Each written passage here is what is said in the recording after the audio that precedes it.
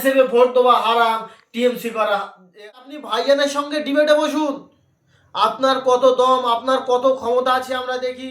আপনি ভাইজান তো অন ক্যামেরায় বলছে যে আমাকে যে ভুল ধরিয়ে দিতে পারবে আমি তাকে গুরু বলে পায়ে হাত দিয়ে সালাম করে চলে আসবো, ওখানে তওবা ইস্তেগফার করে নেবো অন ক্যামেরায়। কে আব্বাস সিদ্দিকী, কি তার পরিচয়? তিনি হচ্ছে দাদা পীরের খুন, সিলসিলা আবু বকর সিদ্দিকীর খুন।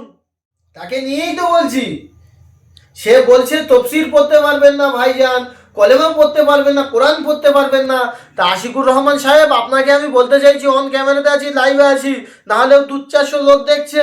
তা আপনাকে একটা কথা বলবো যে আপনি চলে আসুন, আপনি চলে আসুন, আমরা দেখতে চাই। আপনি ভাইজানের সঙ্গে ডিবেটে বসুন, আপনার কত দম, আপনার কত ক্ষমতা আছে আমরা দেখি।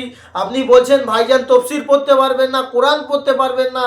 আপনি আসুন, ভাইজান তো অন ক্যামেরায় বলছে যে আমাকে যে ভুল ধরিয়ে দিতে পারবে আমি তাকে গুরু বলে পায়ে হাত দিয়ে সালাম করে চলে আসবো, ওখানে তওবা ইস্তেগফার করে নেবো অন ক্যামেরায়। কিন্তু আপনি কি বলছেন? কে আব্বাস সিদ্দিকী, কি তার পরিচয়? তিনি হচ্ছে দাদা পীরের খুন, সিলসিলা আবু বকর সিদ্দিকীর খুন, দাদা হুজুর পীর কেবলা রহমতুল্লাহ আলাইহির পোতা। আপনি জেনে নিন, আপনি এটা জেনে নিন। কে বলছেন আব্বাস সিদ্দিকী? আপনি ওনার নাম নিয়েই তো সোশ্যাল মিডিয়াতে ভাইরাল হচ্ছেন, ভিডিওতে লাখ লাখ ভিউজ কামাচ্ছেন, লাখ লাখ লাইক ফেলছেন। তা এটা কি আপনি বুঝতে পারছেন না? ওনারই ভক্তরা, ওনারই দেখছে, তারপরে আপনি ভাইরাল হচ্ছেন। তা আপনাকে একটা কথা বলতে চাইছি, যেটা বলেছেন ক্যামেরার সামনে এসে, তওবা ইস্তেগফার করে নিন। তিনি হচ্ছে নবান্ন কোম্পানির দালাল, তাই নবান্নর হয়ে কথা বলছে, এটা আপনারা বুঝে নিন।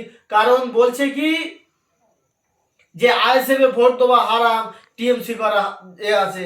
আরে মূর্খ, তুই যদি প্রকৃত আলেম হতিস তাহলে এই কথা তোর মুখ দিয়ে বার হতো না। একজন আলেমের কাছে যা, আমি তো আর কিছু জানি না, আমি তো কিছু জানি না। একজন আলেমকে গিয়ে তুই বলবি যে মাননীয় মুখ্যমন্ত্রী বলেছিল যে কোরআন শেষ হয়ে যাবে, গীতা শেষ হয়ে যাবে, বাইবেল শেষ হয়ে যাবে, আমার উন্নয়ন শেষ হবে না।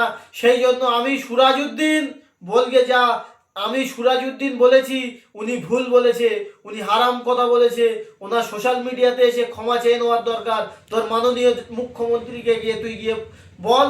আর এই মুখ্যমন্ত্রীকে বলছি, তুই কোন আলেমকে যাবি গিয়ে বল, সেই আলেম তোর এই ভুলটা ধরিয়ে দেবে, যা।